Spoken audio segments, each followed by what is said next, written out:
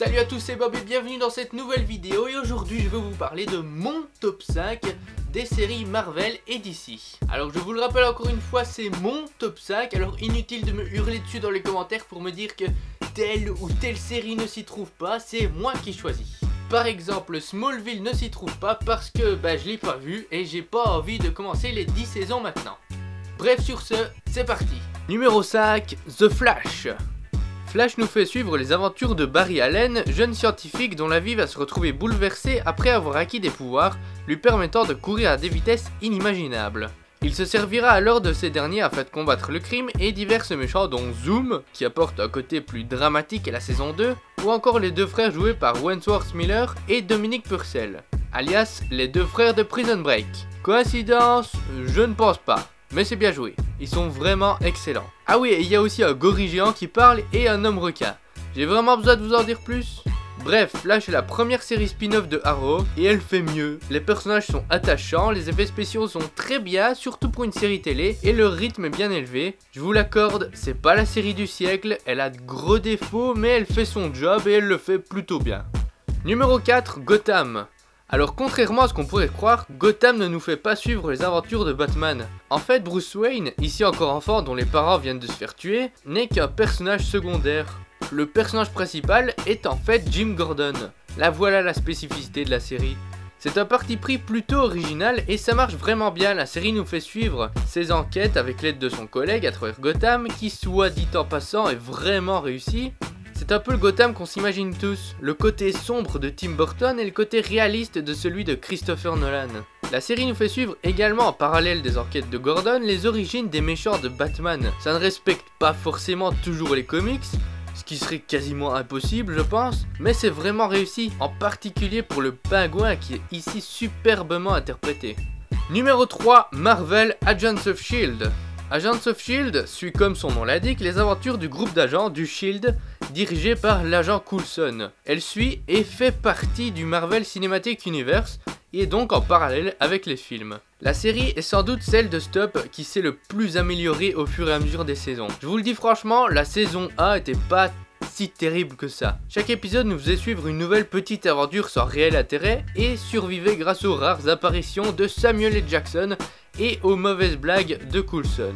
Puis est arrivée la saison 2, enfin un véritable parallèle avec les films, avec carrément la sœur de Thor en guest pendant quelques épisodes, et surtout un fil rouge. Quant à la saison 3 qui vient de se terminer, elle est géniale. La série a vraiment mûri, les personnages se sont énormément approfondis, l'intrigue est bien plus haletante et l'ambiance est beaucoup plus sombre et parfois même assez violente.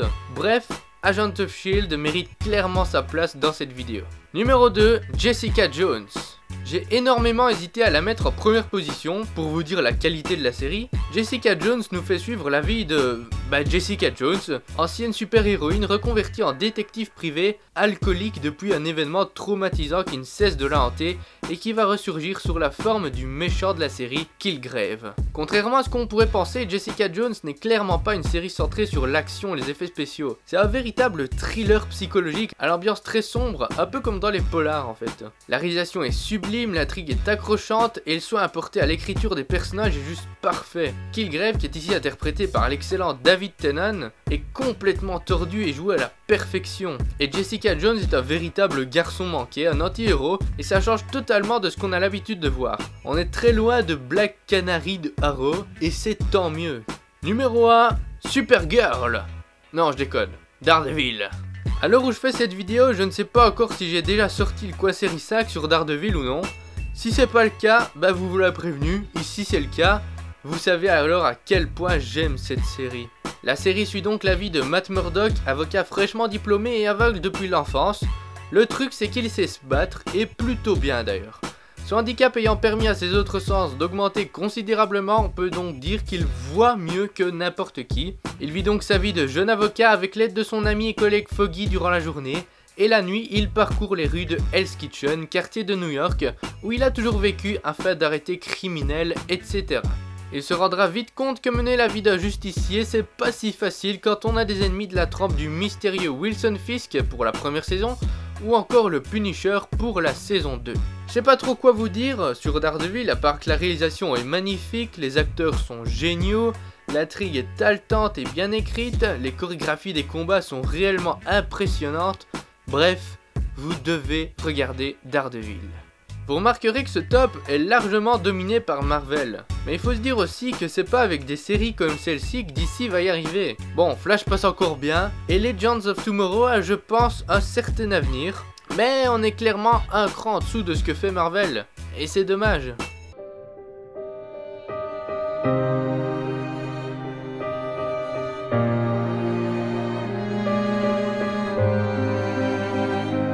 Et voilà les gens, cette vidéo touche à sa fin, j'espère qu'elle vous aura plu. Et si ce n'est pas le cas, eh ben faites comme si. Si vous avez d'autres séries qui à votre avis mériteraient d'être dans ce top, n'hésitez pas à le dire dans les commentaires. Mais attention, n'oubliez pas que c'est des séries Marvel et d'ici ne me sortez pas n'importe quoi s'il vous plaît. Sur ce, je vous laisse et on se retrouve très vite pour une prochaine vidéo. Ciao!